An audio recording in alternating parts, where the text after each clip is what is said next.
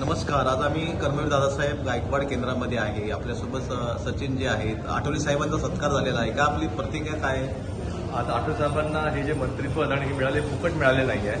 हे बीजेपीने उपकार केलेले नाही आहे. हे त्यांच्या कर्तृत्वानेच मिळाले. आता साहेबांनी एक मोठं वक्तव्य केलं. त्यांनी सांगितलं की भाजप माझ्याबरोबर आहे म्हणून मी त्यांच्याबरोबर आहे. त्यामुळे हे सगळ्या लोकांनी लक्षात ठेवावं की आठवले साहेब आहेत आणि ते आपल्यासाठी आहेत, ते त्यांच्यासाठी नाही आहेत. बस माझं एवढंच म्हणणं आहे की त्यांना जे पद मिळालेलं आहे ही खूप महत्त्वाची गोष्ट आहे आणि त्यासाठी मी त्याचा मला खूप आठवले साहेबांनी जे कर्तृत्व त्यांचं आहे हे त्याचं बक्षीस त्यांना आहे असं समजतो. त्यांनी असं काम करावं असं म्हणतायत. आता आपल्यासोबत अक्षय आंबेडकर आहेत, बाबासाहेबांचे बंधू आहेत ते. सर, काय आपण प्रतिक्रिया व्यक्त कराल? आज सत्कार झालेला आहे. जय भीम सर्वांना. या ठिकाणी रामदास आठवले साहेबांना तिसरींदा मंत्रिपदांनी राज्यसभा भेटलेली आहे. त्याच्यासाठी मी त्यांचं अतिशय आभार व्यक्त करतो.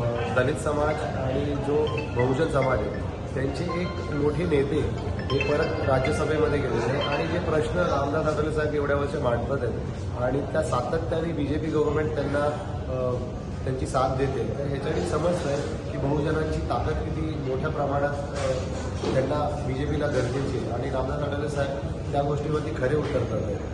त्याबद्दल मी त्यांचे आभार व्यक्त करतो. एवढंच बोलतो. जय भीम. हाँ, आपल्यासोबत ठक्कर मैडम है, आरपीआई की महिला आघाड़ी की वो नेता है. मैडम ठक्कर मैडम, क्या आप आठवले साहब को राज्यसभा मिली है, क्या आप प्रतिक्रिया व्यक्त करेंगे? मैं कांग्रेचुलेट ही करूंगी पार्टी में, और क्योंकि जिस तरीके से मैंने कहा है वो पीपल्स मैन है, वो लोगों के लिए उनके लविंग नेता है और वो सबके लिए 24/7 खड़े रहते हैं. कोई स्टेट या कोई सिटी ऐसी नहीं है जहाँ अठावले सर अवेलेबल नहीं होंगे. आई कांग्रेचुलेट हिम वेरी मच. आपकी महिला भी क्या काम कर रही है? महिला भी महिलाओं के लिए खड़ी रहती है. जब जरूरत होती है, उनको नहीं जरूरत रही तो भी वी आर ऑलवेज देयर.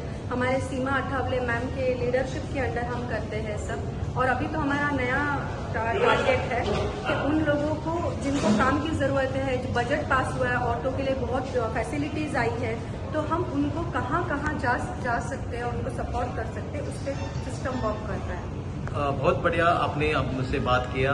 मैं पत्रकार माधु पवार, मुंबई.